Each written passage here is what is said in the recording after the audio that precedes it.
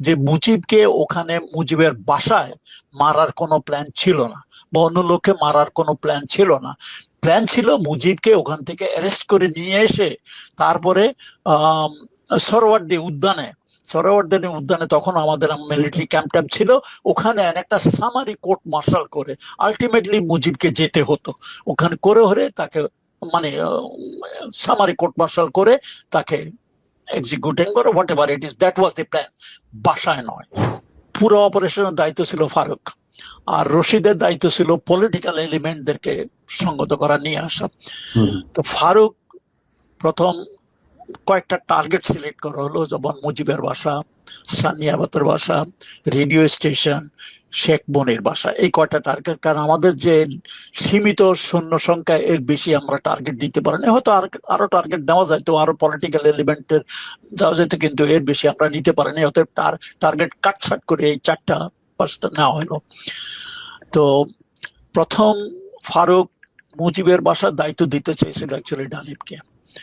তো ডালিম একটু নিজের অপারগতা প্রকাশ করলো যে মুজিবের সাথে তার একটা বিশেষ সম্পর্ক আছে, সে ওখানে যেতে চায় না।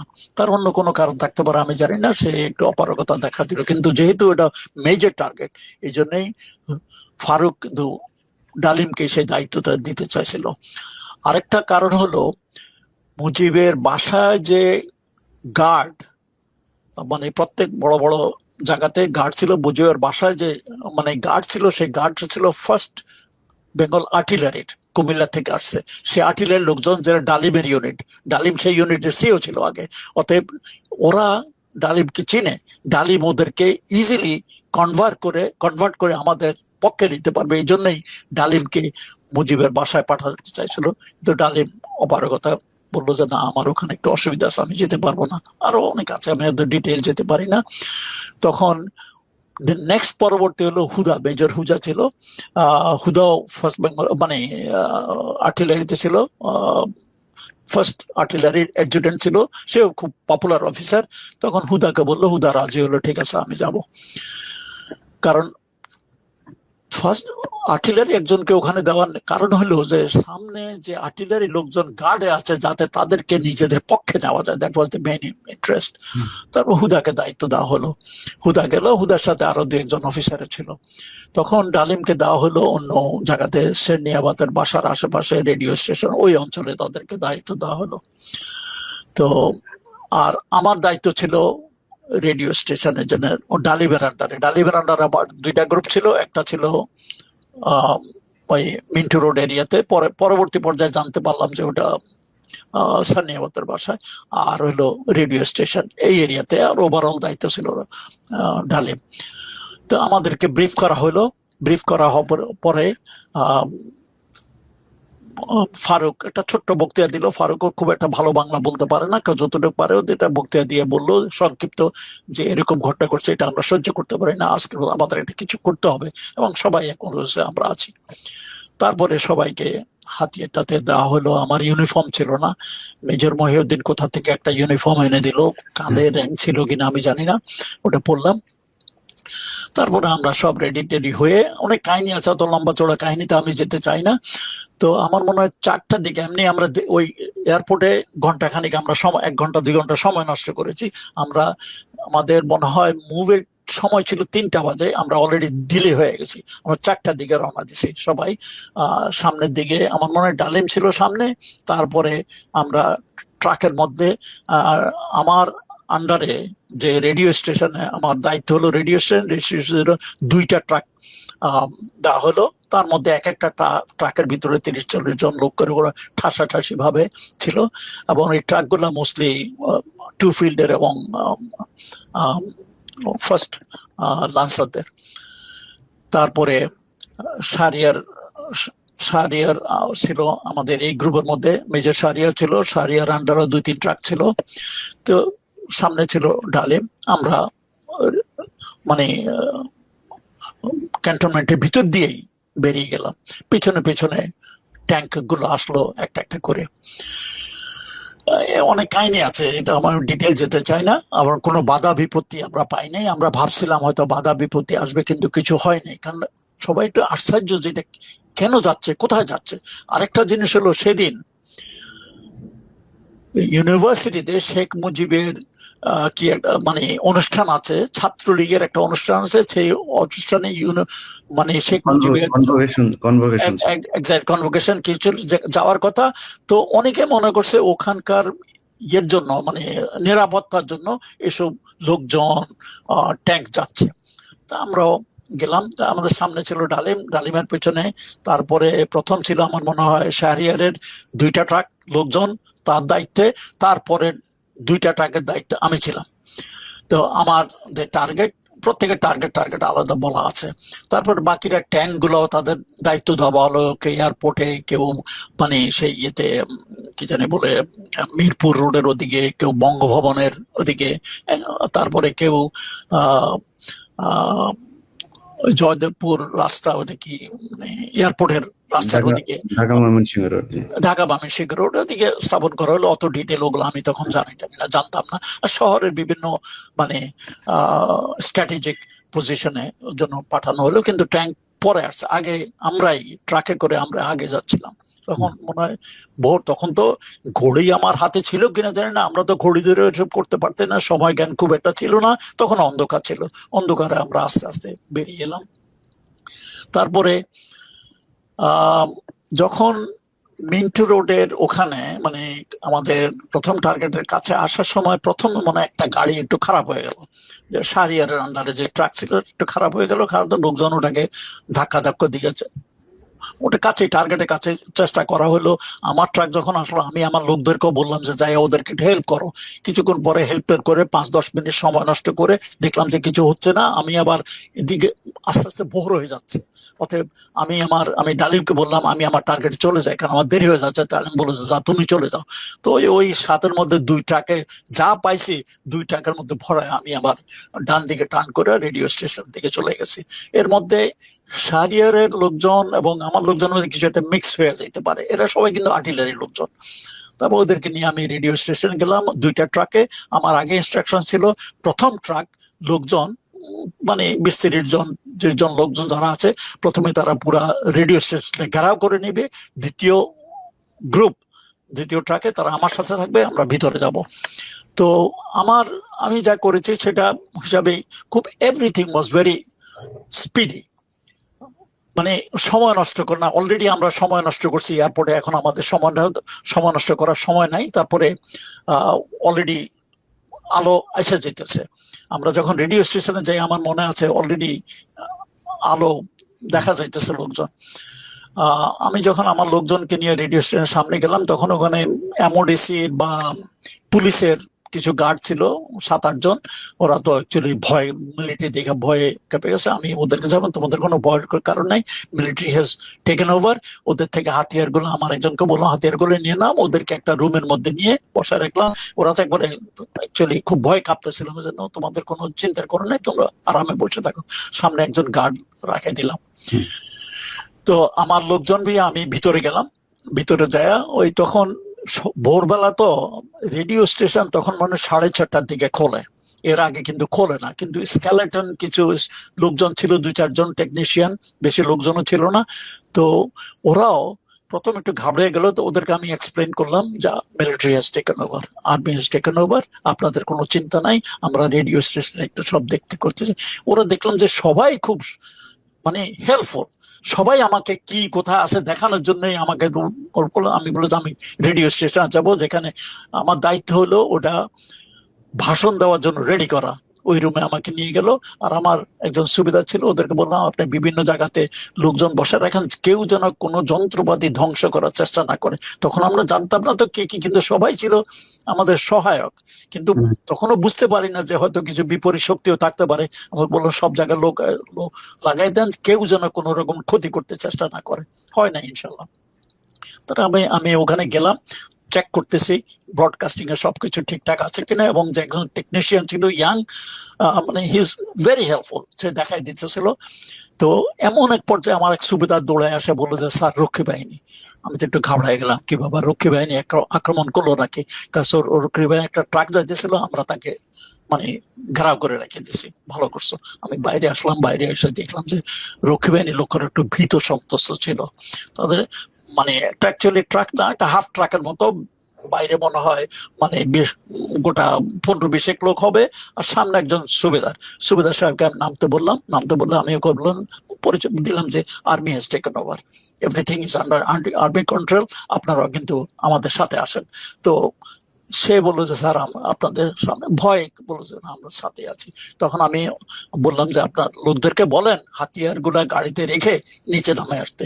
ওরা সবাই নিচে নামে আসলো। আমার হাবিলদার আরো আমার সাথে লোকজন আছে, তারাও এগুলা দেখাশোনা করলো। তারা এসব লোকজন চতুর্দিকে মানে স্যার রক্ষী বাহিনীর লোকজন তো মানে শেখ মুজিবের মানে ইয়ে ছিল। ইয়েস, শেখ তারা মুজিবের তারা যখন শুনলো যে আপনারা করেছেন, মানে তাদের প্রতিক্রিয়া কি ছিল? তারা কি কোনো উত্তেজিত হয় নাই বা আপনাদের? সেটা আমি একটু পরে আসতেছি ওদের প্রতিক্রিয়াটা। কিন্তু প্রথম চতুর্দিকে মিলিটারি দেখে ওই একটা ট্রাকের হাফ ট্রাকের লোকজন তারা কোনো কিছু করে, বরং আমি তো বললাম যে ওই সুবেদার, দেখলাম যে আমার কথা মতো মানে ওদেরকে লোকজনকে নামায় আর আমাদের একজন হাবালদারকে দিয়ে বললাম যে যেই রুমে ওই পুলিশের লোকজন ছিল ওদের ওই রুমেই রাখা হলো, একটু গার্ড বাড়ায় দিলাম। আর ওদের যে হাতিয়ার টাতিয়ার আছে, হাতিয়ার গুলা ওরা নিজে নিয়ে নিলাম। তখন ওই সুবেদারকে আমি বললাম যে আপনাদের কোনো অসুবিধা নাই, লোকজনকে বললাম কোনো অসুবিধা নাই, আপনার আরাম থাকেন। কোনো, কারণ রক্ষী বাহিনী সম্বন্ধে আমাদের একটু সংশয় ছিল, এই জন্য আমি সুবেদার সাহেবকে বললাম কোন রকমের গন্ডগোল চেষ্টা করবেন না, চতুর্দিকে কিন্তু আর্মি আছে। বাই দ্যাট টাইম ট্যাঙ্কও 2-1টা আমাদের চারিদিকে আসে গেছে, অতএব তারা সে বুঝতে পারছে পরিস্থিতি তাদের পক্ষে নাই। তার দুপুরবেলা যখন কারফিউ উঠানো হয় তখন এদেরকে আমি ছেড়ে দিছি, রক্ষী বাহিনী এদেরকে ছেড়ে দিচ্ছে। যাওয়ার আগে সে রক্ষী বাহিনীর সুবেদার আমাকে এসে একটা সেলিউট করে জড়ায় ধরছে, স্যার আপনারা আমাদেরকে বাঁচাইছেন, কারণ আপনারা যদি এটা না করতেন কদিন পরে লোকরাই আমাদেরকে বাইরে ফেলতো, ধরে ধরে আমাদেরকে ফেলতো। এখানে একটা ছোট্ট একটা কাহিনী বলি। আমি চিটাগংয়ে ছিলাম 73-74-এ। তখন একদিন আমি বাইজিদ বোস্তামি ক্যান্টনমেন্টে বাইজিদ বোস্তামি রোড দিয়ে শহরের দিকে যাচ্ছি, দেখি যে অনেক বিরাট প্রসেশন কয়েকটা ট্রাকের মধ্যেও মানে পরে জানলাম যে এরা জাসদের লোকজন, স্লোগান দিয়া যাইতেছে পথে দিয়ে, 1-2টা রক্ষী ধরো, সকাল বিকাল নাস্তা করো, মানে স্লোগান দিয়ে যাইতেছে। অর্থাৎ রক্ষীদের উপরে মানুষ এমন বিতৃষ্ণা, তারা সেসব আকাম কুকাম করতেছে, খুন খারাপি করছে, এগুলা অজানা নয়, সবাই জানে তারা কি করতেছে। এবং রক্ষী বাহিনীটা ছিল একটা political force under Sheikh Mujib, ওর পার্সোনাল কমান্ডে নাকি এগুলা তার কার্যক্রম পরিচালনা করা হইতো। এবং শোনা যায়, আমি ডাইরেক্টলি জানি না, তোফায়েল নাকি এগুলো সব মানে করতো আর কি। অতএব এই রক্ষী বাহিনী এসব মানে পলিটিক্যাল, আওয়ামী লীগের পক্ষে পলিটিক্যাল কাজকর্ম করত। তো আমি যখন ওদেরকে রিলিজ করলাম, ওই সুবেদার আমাকে জড়ায় ধরে সেলিউট দিয়ে বলে, স্যার আপনারা আমাদেরকে বাঁচাইছেন, কদিন পরে কিন্তু লোকেই আমাদেরকে মারা ফেলতো, না হইলে এরকম অবস্থা আপনারা যেভাবে করেছেন। যাই হোক, সে কাহিনী এখনো বলতেছেন। তারপরে আমি গেলাম, আমার ওই রেডিও চেক করতেছে সবকিছু ঠিক আছে কিনা। এমন সময় মনে হয় তখন 4:30, আমি টেস্ট করার জন্য ঠিক আছে কিনা আমি নিজে একটা অ্যানাউন্সমেন্ট দিলাম আর কি, আমার নিজের নামে। আমি যে মেজর রাশেদ বলছি, দেশ সামরিক বাহিনী কন্ট্রোলে আছে এবং দেশে কারফিউ আছে, এসব কিছু একটা বললাম আর কি। লোকজনকে বললাম আপনারা আমাদেরকে মানে আমাদের সহযোগিতা করবেন আশা করি। এমন সময় আমার পিছনে ছিল ক্যাপ্টেন মোস্তফা, সেও একটু কিছু বলার জন্য খুব লাফালাফি করছে, স্যার আমি একটু বলবো। ঠিক আছে, ওকে আমি মাইক্রোফোন দিলাম, বলবো। সেও একবার হাত পা ছড়ায় একেবারে খুব মানে এক্সাইটেড হইয়া সবার ঈদ মোবারক স্যার। একবারে একবারে মানে শেখ মুজিবরে গালি গালাজ দিয়া একবারে হাত পা ছড়ায় খুব চিল্লাচিল্লি করে মানে গালি গালাজ দিয়া বলতেছিল। এমন সময় পিছনে থেকে একজন টেকনিশিয়ান আসে বললো যে স্যার আপনারা যে এই যে এখন যে ব্রডকাস্ট করতেছেন এটা কিন্তু বেশি দূরে যাচ্ছে না, এটা ওই মানে রেডিও স্টেশনের আশেপাশে 2-4 মাইলের বাইরে যাচ্ছে না, কারণ আমাদের যে মেইন ট্রান্সমিটার মহাকালীতে ওটা কিন্তু এখনো বন্ধ, ওটা না ওপেন না করলে এটা সারা বাংলাদেশে যাবে না। তখন আমি বললাম যে তাড়াতাড়ি ওদেরকে বলেন ওটা খুলে দিতে। সে আবার পরক্ষণে এসে বলেছে স্যার ওটা অলরেডি খোলা হয়ে গেছে, কারণ গোলাগুলির আওয়াজ শুনে তারা অলরেডি নিজের থেকেই মানে ওটা খুলে দিছে, বুঝছে যে এখন একটা ব্রডকাস্ট আসবে, অতএব ওটা অলরেডি খোলা আছে। অতএব আমি এবং ক্যাপ্টেন মোস্তফা অরিজিনালি যা বলেছি যে মানে দেশে একটা সামরিক অভ্যুত্থান হয়েছে, আর্মি হ্যাজ টেকেন ওভার, এটা ওই ইয়ের রেডিও স্টেশন আশেপাশে ধানমন্ডি এই অঞ্চলে কিছু অঞ্চলের বাইরে যায় নাই। পরবর্তী পর্যায়ে শুনেছি যে কেউ কেউ শুনেছে, অনেকে শুনে নাই। তারপরে 15-20 মিনিট পরে 6:30টার দিকে মনে হয় তখন ডালিম আসলো।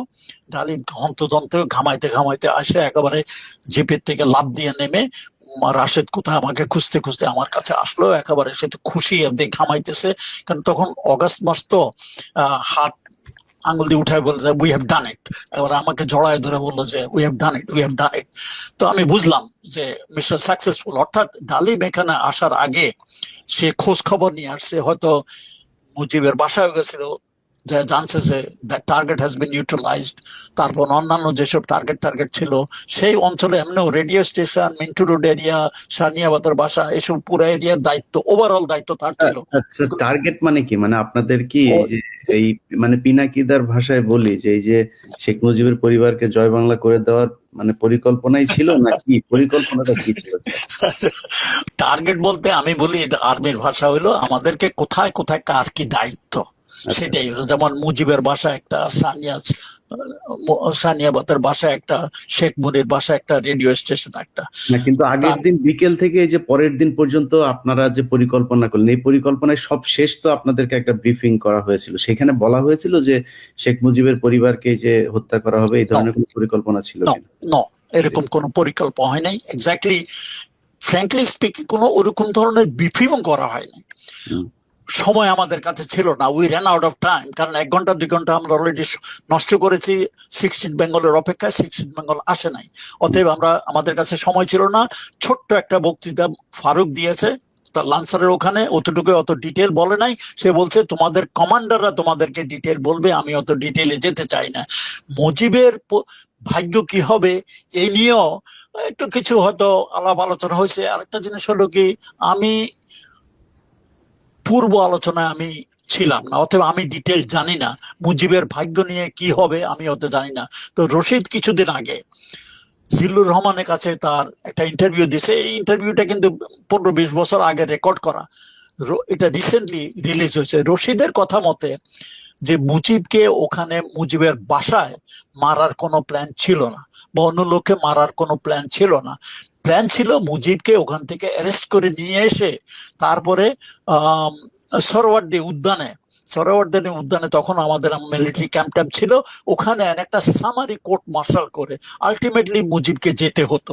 ওখানে করে হরে তাকে মানে সামারি কোর্ট মার্শাল করে তাকে এক্সিকিউটিং করো, what ever it is, that was the plan. বাসায় নয়। এটা হলো রশিদের কথা। এবং রশিদের কথা হলো, রশিদ ফারুক কিন্তু অরিজিনাল প্ল্যানার, তারা ডিটেল জানে। অতএব রশিদ যদি এটা বলে থাকে এটা সত্য হতে পারে। যাই হোক, আমার মনে হয় না মুজিবকে ওখানে মারার কোনো প্ল্যান ছিল। তবে মানে আপনি মুজিব জানতেন না ওই পর্যন্ত? জি। তখনও জানতাম না, আর আমি ওখানে তো ছিলামই না। অতএব পরবর্তী পর্যায়ে জানতে পারছি যে কি ছিল। আর ওখানে ওই মেজর হুদা ছিল। মেজর হুদা একটা স্টেটমেন্ট দিয়েছে কর্নেল এম এ হামিদের কাছে, তার বইতে আছে। সেই বইয়ের মানে স্টেটমেন্টটা আমার এই বই যেটা আমি লিখেছি, আহ, দেখা যায় কিনা, জি, আহ, জি, দেখা যাচ্ছে। কিছু মানে 1975 আগস্ট বিপ্লবের না বলার কথা রাশেদ চৌধুরী, এটা আমি বই লিখছি। এই বই থেকে আমি, এই বইয়ের মধ্যে হুদার স্টেটমেন্ট আছে, আরো অনেক কিছু আছে। আমি যা কিছু বলছি এই বইয়ের মধ্যে সবকিছুই আছে। তো সেখানে সে উল্লেখ করেছে তার আন্ডারে মনে হয় গোটা 3 ট্রাক ছিল সৈন্য সামন্ত, মোস্টলি দেয়ার ফ্রম লান্সার্স, মানে ট্যাঙ্ক ইউনিটের লোকজন, মানে হুদার আন্ডারে। তারপরে হুদার সাথে আরো মনে হয় অফিসার ছিল। হয়তো একজনের দায়িত্ব ছিল ওই 32 নম্বরের মেন রোডের থেকে ব্যারিকেড করা 2 মাথায়, আর তার সাথে অন্যান্য অফিসার ছিল। তার কথা মতো মানে যেটা সে বললো। আচ্ছা, তার আগে আমি কিন্তু রেডিও স্টেশনের কথাটা জি, একটু জি, শেষ করি। শেষ করে দিয়েছি। তারপরে রেডিও স্টেশনে কিছু পরে ডালিম আসলো, পরে আমার জিজ্ঞেস করে সব ঠিক আছে না, আমি everything is okay, everything is fine. Radio station আর একজন টেকনিশিয়ান ছিল, দে আর ভেরি হেল্পফুল। তারা আমাদেরকে সাহায্য করতেছে, কোথায় কি করতে, মানে সুইচ মুইচ কোথায় কি করতে হবে বলছে। তো প্রথমেই ডালিম হ্যান্ডসেটটা নিয়ে একেবারে দাঁড়ানো অবস্থাতেই উত্তেজিত ভাবে বলা শুরু করলো যে দেশে একটা বিপ্লব হয়েছে, army has taken over the control, Sheikh Mujib, আমার মনে হয় শেখ মুজিবকে হত্যা করেছে, এটাও সে ব্যবহার করেছে। আর ও দেশে কারফিউ মার্শাল ল, লোকজনকে বলছে আপনারা আমাদের সাথে থাকুন, সহযোগিতা করুন, কেউ ঘর থেকে বাইর হবেন না। তো প্রথম এসব কথাটা একটু খাপছাড়া ছিল। তখন আমি বললাম যে স্যার, আমার মনে হয় এরকম ভাবে না বলে let's write it down, recorded, দেখে দেখে পড়ুন। তখন অনেকে বলে ঠিক আছে তুমি একটু তাড়াতাড়ি লিখে দাও। তো আমি তখন একটা কাগজ কলম নিয়ে ওই যতটুকু পারলাম, এই একটা প্যারা, বেশি বড় না, এটা লিখে দিলাম যেটা যা হয়েছে সব ঘটনা। তবে হত্যা শব্দটা আমি মনে হয় ব্যবহার করি নাই। তো ডালিম মনে হয় ওটা নিজের থেকে পরে বলেছে। আর যেসব সেই মানে ডালিমের স্টেটমেন্টই পরে রেকর্ড করা হয় এবং রেকর্ডটাই বারবার চলতে থাকে। মিনওয়াইল সরকার কবিরউদ্দিনকে সবাই চিনে, সরকার কবিরউদ্দিন আসলো, এই তার ডিউটি ছিল, সে আসলো তাড়াতাড়ি, তাকে এনে আমরা ওখানে বসে কমেন্ট্রি দেওয়ালাম আর কি। ডালিমের বক্তৃতার মাঝে মাঝে সে নিজের থেকে কমেন্ট্রি দিল, কারণ সরকার কবিরউদ্দিনের গলা সবাই চিনে।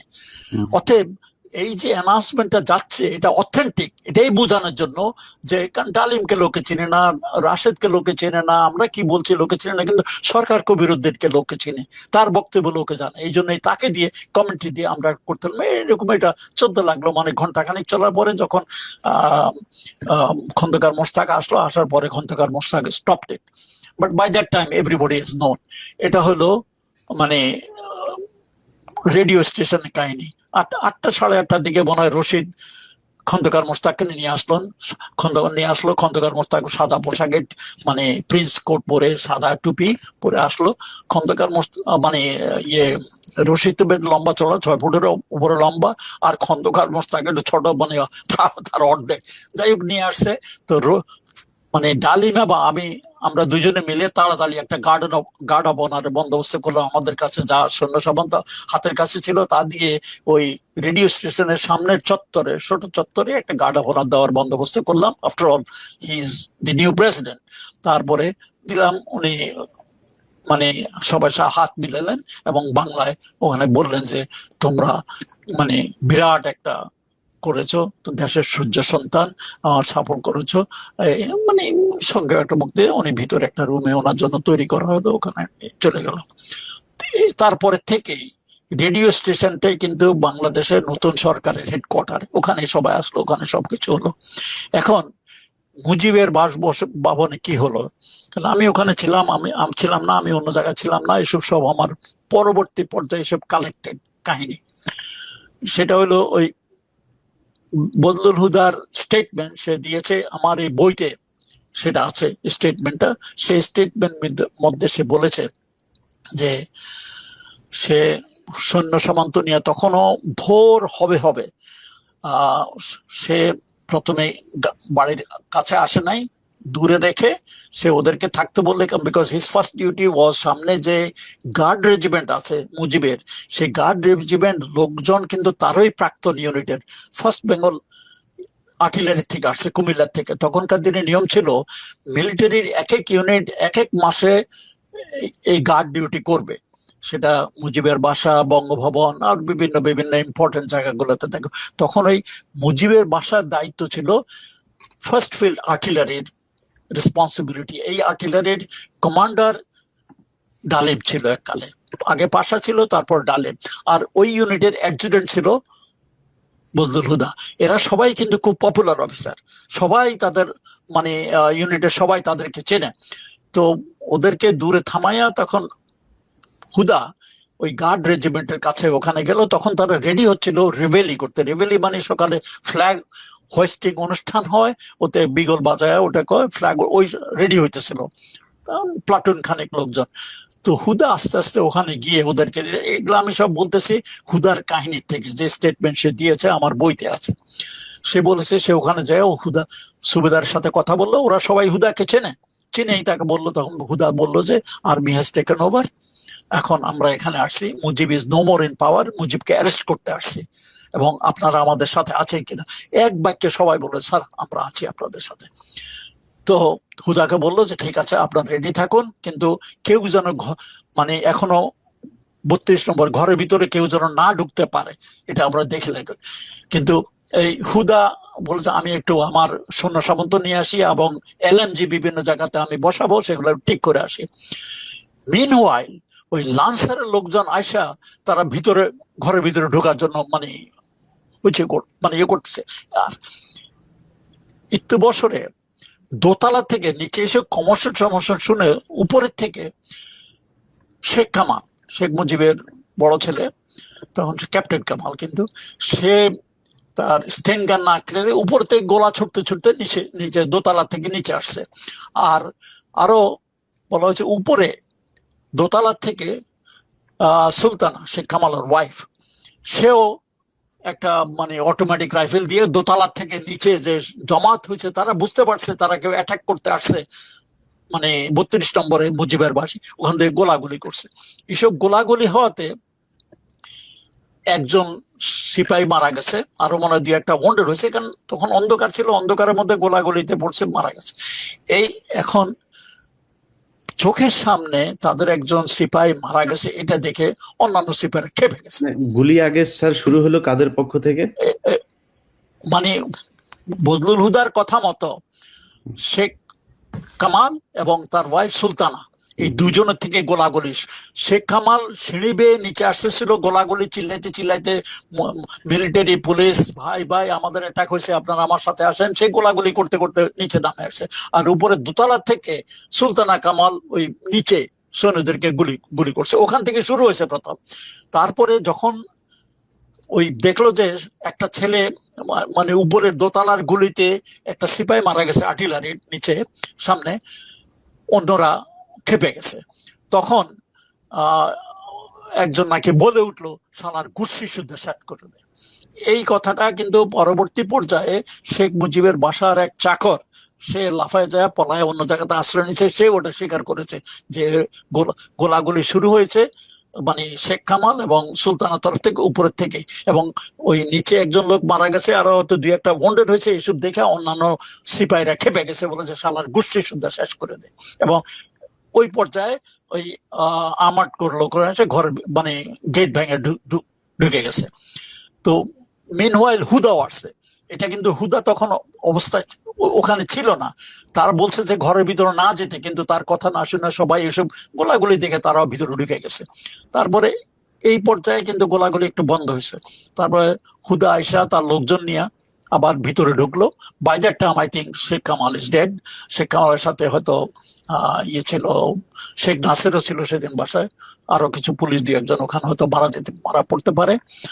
আর হুদা তার কিছু সৈন্য সামন্ত নিয়ে উপরে গেছে। His duty was according to him to bring Sheikh Mujib down, এবং তার সাথে তার কথা মতো মেজর মহিউদ্দিনও ছিল।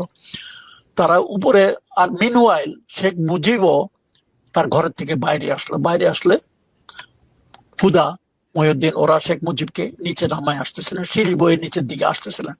যে মুহূর্তে তারা সিঁড়ি বয়ে নিচে আসতেছিলেন, অমন সময় উপরে থেকে নাকি আবার গুলি গালা শুরু করছে। এই সময় শেখ জামাল, সেও ওই রুমে, শেখ জামাল এবং সুলতানার ও দুজনেই এলো পাতালি গুলি গালা শুরু করছে। এক গুলিতে এই মুজিবের পিছনে ছিল একটা সিপাহী পড়ে গেছে, মানে বন্ডেড। আর গুলিগালা আওয়াজ শুনে মহিউদ্দিন এবং হুদা ওরা দুজনে ডাক, শেখ মুজিব তখনও দাঁড়ানো ছিল, এবং তারা ডাক করে বাঁচে গেছে গোলাগুলি শুরু করতে। আর এই গোলাগুলির আওয়াজে গেটে দিয়ে বাই দ্যাট টাইম অন্যান্য লান্সারের লোকজন যারা আসছে তারাও মানে ঢুকে এসে একেবারে মানে পাগলের মতো হয়ে গেছে, তারা পাল্টা গুলি দিয়ে। এবং মুজিব উনি নিজে অনেক বড় লোক, লম্বা চড়া, আর গুলি ওই মুজিবের গায়ে লাগছে সবগুলো, নিচের থেকে গুলি করছে, and he fell down and streaming blood. এই হলো মানে হুদার। এই যে আমরা ওই যে মুহিত সম্ভবত এই যে মামলার আসামি, সেই ব্যক্তির বক্তব্য শুনি যে রাসেল এসেছে, আমাকে বাঁচাও, সিনেমার মতো করে দৌড়ে এসেছে, তারপরে ওনার কোলে জড়িয়ে ধরেছে, উনি বলেছেন না ওকে মেরো না। হ্যাঁ, তারপরে মানে এই যে সিনেমা নাটক, এগুলো কি হয়েছিল? এটা ইলিয়াস, এটা নাটক। তুমি চিন্তা করো ওই পরিস্থিতিতে কোন একটা বাচ্চা তার মাকে ছেড়ে আসবে, বা মাও কা এরকম 10 বছরের 9 বছরের বাচ্চাকে ছেড়ে দেবে? না, তার মানে কোল থেকে টেনে হেসড়ে নিয়ে আসা হয়েছে, মুহিতের কাছে এগুলা এনেছে, এগুলা মুহিত। কাহিনী বানানো হয়েছে, এগুলা কাহিনী বানানো হয়েছে, কাহিনীকে একটা নাটকীয় মোড় দেওয়ার জন্য। এগুলো একটা মানে চিন্তা করার বিষয়। আর কিন্তু নয় ঠিক দশ আছে, মানে বছরের তারা একটা তারা এক ছেলে জায়গাতেই যে থাকে তার স্যার, মা বাট আর মাও কি ছেড়ে দেবে না সে স্যার, বাচ্চাকে? বাট স্যার অত ছোট বাচ্চাদেরকে মারতে হলো কেন, মানে ওদেরকে কেন না, মারলো? এটা কেন সেটা আমি পরে আসতেছি। হুম, কাহিনীতে বলা হয়েছে তাকে মারছে, ওখান থেকে নিয়ে পয়েন্ট ব্ল্যাঙ্কে নাকি মারা হয়েছে, এগুলা কাহিনী বানানো হয়েছে। অত আমি জানি না, আমি ওখানে ছিলাম না, যাতে হুম। আমার মনে হলো যে এগুলো কাহিনী বানানো হয়েছে। তারপরে সবাই কিন্তু ওই একটা দোতলার একটা রুমের মধ্যে বন্ধ ছিল। শেখ মুজিব চলে আসলো, বাকি সবাই তারা অনেক শেখ মুজিবকে মানে আহ, যাতে না নিতে পারে চেষ্টা করছিল, কিন্তু পারে নাই। শেখ মুজিব নিজে নিজে থেকে আসছে। প্রথম তো সে খালি গায়ে আসছিল, তারপরে মনে হয় হুদা বলছিল যে আপনি জামা পরে আসেন। তারপরে তাকে পাঞ্জাবি দেওয়া হলো, পাঞ্জাবি পরা ছিল, তার তাম্বাকু সব দেওয়া হলো, ওখানে নিয়ে নিলো তাম্বাকু। মনে হয় ইয়ে হুদা মনে হয় নিজেই মনে হয় পাইপ এবং তাম্বাকু নিলেন। নিচে নামার সময় তখন এই গোলাগুলি হয়ে গেল আর কি। কিন্তু ওরা যখন শেখ মুজিব পড়ে গেল, তখনই আবার আরেক রাউন্ড গোড়াগড়ি উপরের থেকে শুরু হলো নিচের দিকে।